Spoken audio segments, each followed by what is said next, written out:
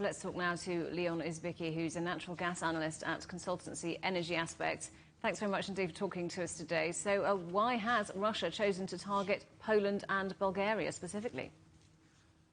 To some extent, this is Russia targeting the low-hanging fruit to try and coerce other European importers into essentially complying with its ruble payment decree. Both the Polish and the Bulgarian contracts would have expired by the end of this year anyways, and both countries stated that they were not seeking to renew any of their long-term contracts, meaning that the economic impact for Russia in this move was overall limited.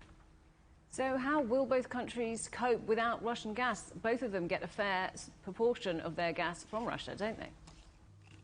Yeah, absolutely. But on an individual country level, both countries can actually still cope without Russian gas, instead relying on imports from neighboring European countries, such as Germany, for example, in the case of Poland, and Greece in the case of Bulgaria. Poland in particular is also connected to an LNG terminal, which offers further flexibility.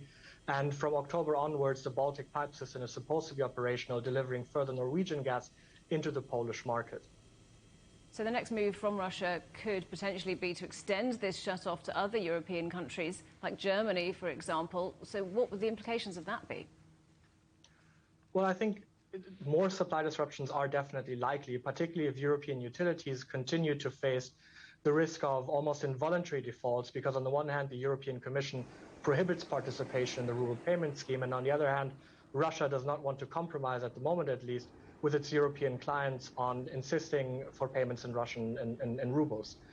So a complete shutoff of Russian gas, or even wide-ranging supply cuts into the European market, would mean that European governments would actually have to implement widespread demand rationing across the continent, triggering, for example, industrial shutdowns, in order to liberate enough gas volumes to actually inject into storage ahead of the next winter season.